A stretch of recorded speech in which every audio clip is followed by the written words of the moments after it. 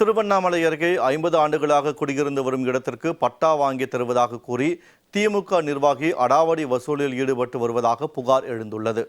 பணம் தர மறுத்த வழக்கறிஞரின் வீட்டை இடிக்க முயற்சித்து கொலை மிரட்டல் விடுத்த சம்பவம் குறித்து இந்த செய்தி தொகுப்பில் விரிவாக பார்க்கலாம்.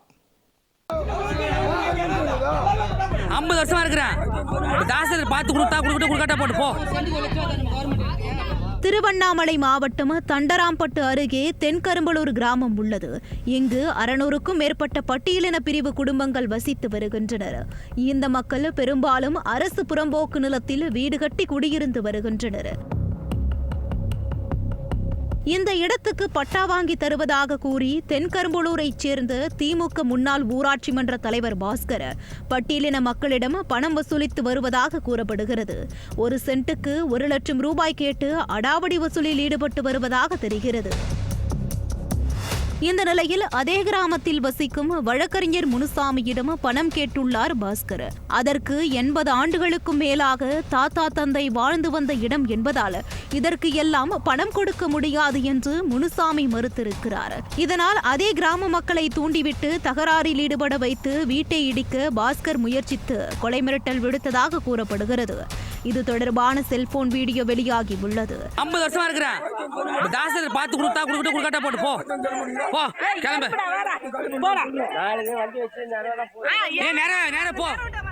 கூலி வேலை செய்து பிழப்பை நடத்தி வரும் மக்களிடம் தாங்கள் இருக்கும் இடத்திற்கு பட்டா வாங்கி தருவதாக ஒருவரிடம் 3 லட்சம் ரூபாய் வரை வசூலிக்கும் திமுக நிர்வாகி பாஸ்கர் மீது நடவடிக்கை எடுக்க வேண்டும் என்றும் பணம் தர மறுத்த தன்னை கொலை மிரட்டல் செய்ததோடு பட்டியலினத்தைச் சேர்ந்த 2 பிரிவு மக்களிடையே கலவரத்தை ஏற்படுத்தும் முயற்சியை தடுக்க வேண்டும் என்றும் முனுசாமி கோரிக்கை விடுத்துள்ளார்.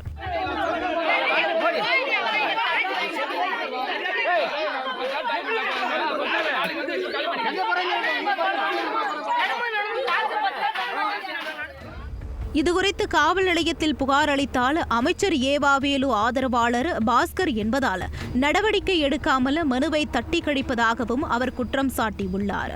எங்க ஊரை சேர்ந்தவங்க 25 நபர்கள் என்னை அடிக்கிறதுக்கும் என்னை கொலை மிரட்டல் விடுறதுக்கும் வந்து எங்க வீட்டில் மிரட்டிட்டு என்கிட்ட பணம் கேட்டு மிரட்டிட்டு போனாங்க. நான் இங்கே அரசு புறம்போக்கில் இருக்கிறேன். அதே சமயத்தில் நான் எதுக்கு உங்களுக்கு நான் பணம் தரணும் அப்படின்னு நான் கேட்டேன். நீ பணம் கொடுத்தே தான் ஆகணும், நீ பணம் கொடுக்கல அப்படின்னா நாங்கள் உன்னை உயிரோட கொன்னுடுவோம் அப்படின்னு சொல்லிட்டு 2 சமூகத்துக்கும் பார்த்தீங்கன்னா ஜாதி கலவரத்தை உண்டாக்குறாரு. முன்னாள் ஊராட்சி மன்ற தலைவர் அவர் பார்த்தீங்கன்னா திமுகவில் ஒரு கட்சி பெருமர்கள், அதே மாதிரி ஏவலுடைய சப்போர்ட்ல அவர் இருக்காரு. அதனால நான் பார்த்துக்கிறேன், எல்லாத்தையுமே நீங்க பண்றது பண்ணுங்க அப்படின்ற மாதிரி அவர் சொல்லி முடிக்கிறார்.